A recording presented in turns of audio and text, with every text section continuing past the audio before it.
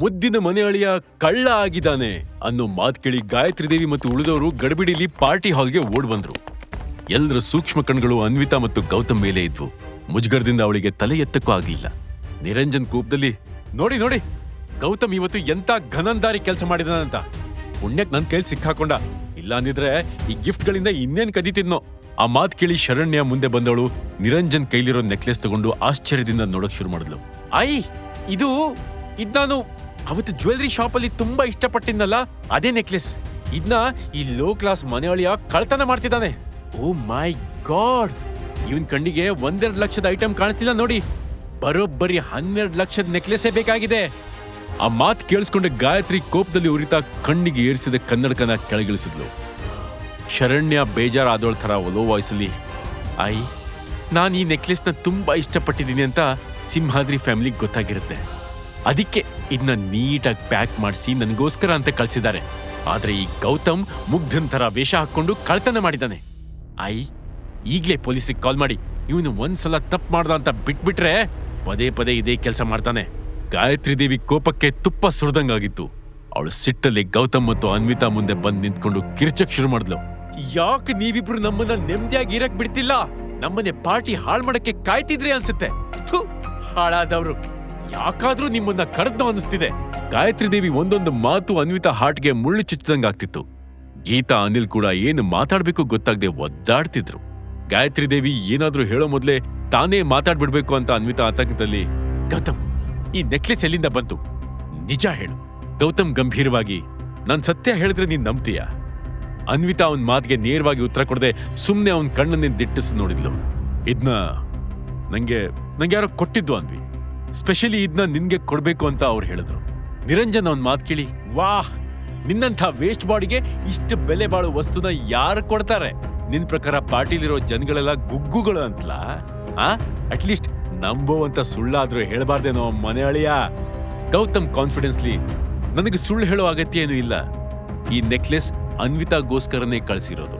ಇದು ಮಾತ್ರ ಅಲ್ಲ, ರಾಯದುರ್ಗದ ಸಿಂಹಾದ್ರಿ ಕುಟುಂಬದಿಂದ ಬಂದಿರೋ ಎಲ್ಲಾ ಗಿಫ್ಟ್ಗಳು ಅನ್ವಿತಾ ಪರವಾಗಿನೇ ಶರಣ್ಯಗೆ ಕಳಿಸ್ಕೊಟ್ಟಿದ್ದಾರೆ. ಅಂಡ್ ಅನ್ವಿತಾ ಪಾರ್ಟಿಗೆ ಬರ್ದಿದ್ರೆ ಇದ್ಯಾವುದು ಇಲ್ಲಿವರೆಗೂ ಬಂದು ಸೇರ್ತಿರ್ಲಿಲ್ಲ. ಗೌತಮ್ ಮಾತ್ ಕೇಳಿ ಎಲ್ರೂ ಆಶ್ಚರ್ಯದಲ್ಲಿದ್ರು.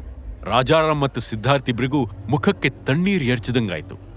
ಆದ್ರೆ ಅನ್ವಿತಾಗ್ ಮಾತ್ರ ಅವನ್ ಮಾತನ್ನ ನಂಬಕ್ಕಾಗ್ಲಿಲ್ಲ. ಅವಳು ನಂಬಲ್ಲ ಅಂತ ಗೌತಮ್ಗೂ ಚೆನ್ನಾಗಿ ಗೊತ್ತಿತ್ತು. ಎಲ್ರೂ ಶಾಕಲ್ಲಿರುವಾಗ್ಲೇ ಅವನು ಸೈಲೆಂಟ್ ಆಗಿ ಫೋನ್ ತೆಗೆದು ಪಟೇಲ್ರಿಗೆ ವಾಪಸ್ ಬನ್ನಿ ಅಂತ ಒಂದ್ ಮೆಸೇಜ್ ಹಾಕ್ದ. ಅನ್ವಿತಾ ಕೋಪದಿಂದಲೇ, Gautam please stop this drama. ಎಷ್ಟೊತ್ತ ಸುಳ್ಳು ಹೇಳ್ತೀಯ? ನಿನ್ನಿಂದಾಗಿ ನಾವೆಲ್ಲರೂ ತಲೆ ತಗ್ಸೋ ಹಾಗಾಗಿದೆ. ಇನ್ನೂ ಸುಳ್ಳು ಹೇಳ್ಕೊಂಡು ಏನ್ ಸಾಧಿಸ್ಬೇಕು ಅಂತಿದ್ಯಾ? ಸುಮ್ನೆ ಕಾಲಿಗೆ ಬಿದ್ದು ಸಾರಿ ಕೇಳು. ಅನ್ವಿ, ಕಳ್ತನ ಮಾಡುವಷ್ಟು ಚೀಪ್ ಅಲ್ಲ ನಿನ್ ಗಂಡ. ನಾನ್ ಯಾವ ನೆಕ್ಲೆಸ್ನು ಕದ್ದಿಲ್ಲ. ತಪ್ಪು ಮಾಡ್ದೇನೆ ಈ ಗೌತಮ್ ಯಾರ ಕಾಲ್ಗೂ ಬಿದ್ದು ಕ್ಷಮೆ ಕೇಳೋನಲ್ಲ. ಬೇಕಿದ್ರೆ ಪೊಲೀಸರಿಗೆ ಕಾಲ್ ಮಾಡ್ಬೋದು. ಶರಣ್ಯ ಸಿಟ್ನಲ್ಲಿ ಕ್ಲಾಪ್ಸ್ ಮಾಡ್ತಾ, ಖಂಡಿತ ಭಾವಾಜಿ, ಈಗ್ಲೇ ಪೊಲೀಸರಿಗೆ ಕಾಲ್ ಮಾಡ್ತೀನಿ. ನಿನ್ನ ಇಲ್ಲಿಂದ ಈಸಿಯಾಗಿ ತಪ್ಪಿಸ್ಕೊಳ್ಳೋಕೆ ಬಿಟ್ಬಿಡ್ತೀನಿ ಅನ್ಕೋಬೇಡ. ಮಾತು ಮುಗಿಸಿದ ತಕ್ಷಣ ಅವಳು ಫೋನ್ ತೆಗೆದು ಪೊಲೀಸರಿಗೆ ಕಾಲ್ ಮಾಡಕ್ ಹೊರಟ್ಲು. ಅನ್ವಿತಾ ಮಧ್ಯೆ ಬಂದು, ಶರಣ್ಯ ನಿಲ್ಸು, ಇನ್ನೂ ಗೌತಮ್ ಅಪರಾಧಿ ಅಂತ ಪ್ರೂವ್ ಆಗಿಲ್ಲ. ಅನ್ವಿತಾ, ಇನ್ನೇನ್ ಪ್ರೂವ್ ಮಾಡಕ್ಕಿದೆ? ನಿನ್ ಗಂಡ ಕಳ್ಳನೇ. ಅವನ್ ಮೊದ್ಲು ಕಳ್ಳನೇ ಆಗಿದ್ದ, ಮುಂದೇನೋ ಅದೇ ಆಗಿರ್ತಾನೆ ಅಂತ ಹೇಳ್ತಾ ಅವಳು ಫೋನ್ ಲಾಕ್ ಓಪನ್ ಮಾಡ್ತಿದ್ಲು. ಅದೇ ಟೈಮ್ಗೆ ಮೇನ್ ಡೋರ್ ಇಂದ ಪಟೇಲ್ರು ಒಳಗಡೆ ಬರೋದು ಕಾಣಿಸ್ತು. ಸ್ವಲ್ಪ ಹೊತ್ತಿಗೆ ಮೊದಲು ಹೋಗಿದ್ ಪಟೇಲ್ರು ಮತ್ತೆ ವಾಪಸ್ ಬಂದಿರೋದು ನೋಡಿ ಗಾಯತ್ರಿ ದೇವಿಗೆ ದಿಗ್ಭ್ರಮೆ ಆಯ್ತು. ಪಟೇಲ್ರೇ? ಗಾಯತ್ರಿ ದೇವಿ ಗಾಬರಿಲಿ ಮುಂದೆ ಹೋಗಿ ವಿಚಾರಿಸೋದ್ರೊಳಗೆ ಪಟೇಲ್ರು ತಮ್ಮ ಬಾಡಿಗಾರ್ಡ್ಸ್ಗೆ ಏನೋ ಸನ್ನೆ ಮಾಡಿದ್ರು. ಅವರ ಕಣ್ಣು ಕೋಪದಿಂದ ಕೆಂಪಾಗಿತ್ತು. ರಾಯದುರ್ಗ ಸಾಮ್ರಾಜ್ಯದ ವಾರಸ್ದಾರನನ್ನ ಈ ರೀತಿ ಅವಮಾನಿಸೋದನ್ನ ಪಟೇಲ್ರಿಗೆ ತಡ್ಕೊಳಕ್ಕಾಗ್ಲಿಲ್ಲ. ಎಲ್ಲ ಹುಡುಗರೇನೋ ವಾಪಸ್ ತಗೊಂಡ್ ಬಂದ್ರಿ, ಒಂದು ಇಲ್ಲಿ ಉಳಿಬಾರ್ದು ನೋಡ್ತಮ್ಮ. ಗಾಯತ್ರಿ ದೇವಿ ಆಶ್ಚರ್ಯದಲ್ಲಿ, ಏನಾಯ್ತು ಪಟೇಲ್ರೆ? ನನ್ಗೊಂದು ಅರ್ಥ ಆಗ್ತಿಲ್ಲ.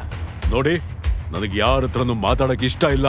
ಪಟೇಲ್ರ ಮಾತು ಕೇಳಿದ್ಮೇಲೆ ಎಲ್ಲಾ ಬಾಡಿಗಾರ್ಡ್ಸ್ ಹಾಲಲ್ಲಿ ಇಟ್ಟಿದ್ದ ಗಿಫ್ಟ್ ಬಾಕ್ಸ್ಗಳನ್ನೆಲ್ಲ ಕವರಲ್ಲಿ ಹಾಕಿ ಕಾರಿಗೆ ಲೋಡ್ ಮಾಡಿದ್ರು. ಸಿದ್ಧಾರ್ಥ್ ಮುಂದೆ ಹೋಗಿ ಪಟೇಲ್ರನ್ನ ಕನ್ವಿನ್ಸ್ ಮಾಡಕ್ ನೋಡ್ದ. ಸರ್, ಏನಾಯ್ತು? ಯಾಕೆ ನೀವು ಕೋಪ ಮಾಡ್ಕೊಂಡಿದ್ದೀರಾ? ಏನಾದ್ರೂ ಇದ್ರೆ ಓಪನ್ ಆಗಿ ಹೇಳಿ. ನನ್ ಡ್ಯಾಡ್ಗೂ ಸಿಂಹಾದ್ರಿ ಫ್ಯಾಮಿಲಿಗೂ ಒಳ್ಳೆ ಕಾಂಟ್ಯಾಕ್ಟ್ ಇದೆ, ಸೊ ಏನೇ ಸಮಸ್ಯೆ ಇದ್ರೂ ಕೂತ್ ಮಾತಾಡ್ಬೋದು. ನಿಮ್ಮ ಡ್ಯಾಡಿನ? ಯಾರದು? ನನಗೆ ನಿಮ್ ತಂದೆ ಪರಿಚಯ ಇಲ್ವಲ್ಲ. ನನ್ ದಾರಿಂದ ಪಕ್ಕಕ್ಕೆ ಸರಿ. ನಾನು ರಾಯದುರ್ಗದ ರಾಜಮಹಲಿನ ಪಟೇಲ ಅದೀನಿ. ನಿಮ್ಮಂಥ ಮಂದಿ ಸಿಂಹಾದ್ರಿ ಫ್ಯಾಮಿಲಿ ರಾಜ ಮನೆತನ ಜೊತೆ ಕಾಂಟ್ಯಾಕ್ಟ್ ಇಟ್ಕೊಳಕ್ ಸಾಧ್ಯನಾ? ನಿಮ್ಮ ತಲೆಯಾಗಿ ಸ್ವಲ್ಪ ಬುದ್ಧಿ ಕಮ್ಮಿ ಇರ್ಬೋದು ಅಂತ ಅನುಮಾನ ಬರ್ತಿದೆ. ಕೋಪದಲ್ಲಿ ಪಟೇಲ್ರ ಬಾಡಿ ಕಂಪಿಸ್ತಿತ್ತು. ಅದನ್ನ ನೋಡಿದ ಜನ ಭಯದಲ್ಲೇ ಒಬ್ಬರ ಮುಖ ಒಬ್ಬರು ನೋಡ್ಕೊಳಕ್ ಶುರು ಮಾಡಿದ್ರು. ಗೌತಮ್ ಮಾತ್ರ ಶಾಂತವಾಗಿ ಕೈ ಕಟ್ಕೊಂಡು ನಿಂತು ಈ ಡ್ರಾಮಾನ ಇಂಟ್ರೆಸ್ಟ್ ಇಂದ ನೋಡ್ತಿದ್ದ.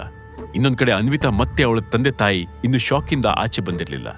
ಫ್ಯಾಮಿಲಿನೇ ಸರ್ವಸ್ವ ಅನ್ಕೊಂಡಿರೋ ಗಾಯತ್ರಿ ದೇವಿ ತಮ್ಗಾಗ್ತಿದ್ದ ಅವಮಾನನ ಸಹಿಸಕ್ಕಾಗದೆ, ರಾಜಾರಾಮ್ ಅವರೇ ಇಲ್ಲೇನಾಗ್ತಿದೆ, ಯಾಕೆ ಸುಮ್ನೆ ನಿಂತಿದ್ದೀರಾ, ಏನಾದ್ರೂ ಹೇಳಿ. ರಾಜಾರಾಮ್ಗೆ ಸಿಚುವೇಶನ್ ಕಾಂಪ್ಲಿಕೇಟೆಡ್ ಆಗಿದೆ ಅಂತ ಗೊತ್ತಾದ್ಮೇಲೆ ಮತ್ತೆ ಮಾತಾಡೋ ಧೈರ್ಯ ಮಾಡ್ಲಿಲ್ಲ.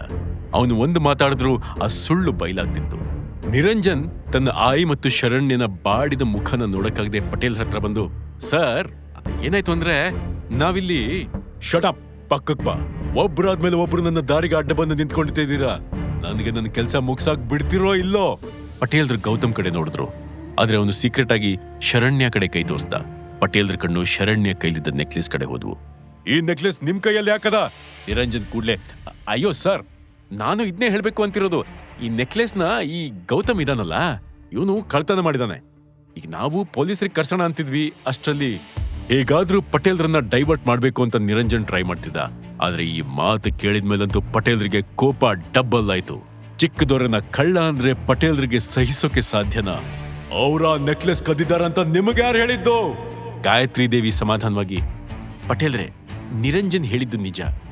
ಈ ದಂಡಪಿಂಡ ನೆಕ್ಲೆಸ್ನ. ಅವಳ ಮಾತು ಮುಗಿಸೋದ್ರೊಳಗೆ ಪಟೇಲ್ರು ಮಾತಾಡಿ, ಸಾಕ್ ಮಾಡಿ. ನಮ್ಮ ಯುವರಾಜ ಆಜ್ಞೆ ಇಲ್ದೆ ಇದ್ದಿದ್ರೆ ನಿಮ್ಮ ಮನೆಗೆ ನಾನ್ಯಾವತ್ತೂ ಕಾಲಿಡ್ತಿರ್ಲಿಲ್ಲ. ಆದ್ರ ನೀವು ಅಂದವರು ಮುಂದೆ ಮಾತಾಡಕ್ಕಾಗದೆ ಸುಮ್ಮನಾದ್ರು. ನಂತರ ಗಾಯತ್ರಿ ದೇವಿನ ಒಮ್ಮೆ ಸಿಟ್ಟಲ್ಲಿ ನೋಡಿ ಶರಣ್ಯ ಕಡೆ ನಡೆದ್ರು. ಅಲ್ಲೇ ನಿಂತಿದ್ದ ಅನ್ವಿತಾ ಕಡೆ ಅವ್ರ ಗಮನ ಹೋಯ್ತು. ಕೂಡ್ಲೆ ಶರಣ್ಯ ಕೈಲಿದ್ದ ನೆಕ್ಲೆಸ್ನ ಕಿತ್ಕೊಂಡು ಅನ್ವಿತಾ ಕಡೆ ಹೆಜ್ಜೆ ಹಾಕಿದ್ರು. ಅವರು ಸಾಫ್ಟ್ ಆಗಿ, ಅನ್ವಿತಾ, ಸುಮ್ನೆ ನಿಮಗ್ ಪ್ರಾಬ್ಲಮ್ ಆಯ್ತು, ಕ್ಷಮಿಸಿ. ನಮ್ಮ ಚಿಕ್ಕದವ್ರೆ ಈ ನೆಕ್ಲೆಸ್ನ ನಿಮಗೋಸ್ಕರ ಕಳಿಸ್ಕೊಟ್ಟಿದಾರ, ತಗೊಳ್ರಿ. ಪಟೇಲ್ರ ಮಾತು ಕೇಳಿ ಎಲ್ರೂ ದಿಗ್ಭ್ರಮೆಯಲ್ಲಿದ್ರೆ ಅನ್ವಿತಾಗೆ ಇದನ್ನೆಲ್ಲ ನಂಬಕ್ಕಾಗದೆ ಆಶ್ಚರ್ಯದಲ್ಲಿ ನೋಡಿದ್ಲು. ಸ್ವಲ್ಪ ಹೊತ್ತಿಗೆ ಮೊದಲೇ ಗೌತಮ್ ಕೂಡ ಇದೇ ಮಾತು ಹೇಳಿದ್ದ. ಇದನ್ನ ಚಿಕ್ಕದವರೇ ಕಳ್ಸಿದಾರ, ಬಟ್ ನನಗೆ ಯಾಕೆ ಕಳ್ಸಿಕೊಟ್ಟಿದ್ದಾರೆ? ಅವಳ ಪ್ರಶ್ನೆಗೆ ಪಟೇಲ್ರು ಗೌತಮ್ ಕಡೆ ತಿರುಗಿ ನೋಡಿದ್ರು. ಯಾಕಂದ್ರ ನಮ್ಮ ಚಿಕ್ಕದವ್ರಿಗೆ ನೀವು ಬಹಳ ಇಷ್ಟ ಆಗಿದ್ದೀರಿ, ಅದಕ್ಕೆ ನಿಮಗೋಸ್ಕರ ಈ ಚಿಕ್ಕ ಗಿಫ್ಟ್ ಕೊಟ್ಟು ಕಳ್ಸಿದಾರ. ಇಲ್ಲಿರೋ ಎಲ್ಲಾ ಹುಡುಗರೇನು ನಿಮ್ಮ ಪರವಾಗಿ ಇವರಿಗೆ ಕಳ್ಸಿಕೊಟ್ಟಿರೋದು. ಪಟೇಲ್ರ ಮಾತು ಕೇಳಿ ಗಾಯತ್ರಿ ದೇವಿಗೆ ಶಾಕ್ ಆಯ್ತು. ಇವನ್ ಗೀತಾ ಮತ್ತೆ ಅನಿಲ್ಗೂ ನಂಬಕ್ಕಾಗ್ಲಿಲ್ಲ. ಅನ್ವಿತಾ ಇಲ್ಲಿವರೆಗೂ ಚಿಕ್ಕದವರನ್ನ ಒಂದು ಸರಿನೂ ಮೀಟ್ ಮಾಡಿರ್ಲಿಲ್ಲ. ಅಂಥದ್ರಲ್ಲಿ ಯಾಕೆ ಗಿಫ್ಟ್ ಕೊಡ್ಬೇಕು ಅಂತ ಗೊತ್ತಾಗದೆ ಆಶ್ಚರ್ಯದಲ್ಲಿ, ನಂಗೇನು ಅರ್ಥ ಆಗ್ತಿಲ್ಲ, ನಿಮ್ ಚಿಕ್ಕದವರೇ ಯಾರು? ಅವಳ ಪ್ರಶ್ನೆಗೆ ಉತ್ತರ ಅನ್ನೋ ತರ ಪಟೇಲ್ರ ಕಣ್ಣು ಗೌತಮ್ ಮೇಲೆ ನೆಟ್ಟಿತ್ತು. ತನ್ನ ಬಗ್ಗೆ ಏನು ಹೇಳಬಾರ್ದು ಅಂತ ಗೌತಮ್ ಅಲ್ಲೇ ಸನ್ನೆ ಮಾಡ್ದ. ಪಟೇಲ್ರು ಜೋರಾಗಿ ಉಸಿರು ಹೇಳ್ಕೊಂಡು, ಸಮಯ ಬಂದಾಗ ನಿಮಗೆ ಎಲ್ಲ ತಿಳಿಯತ್ತೆ.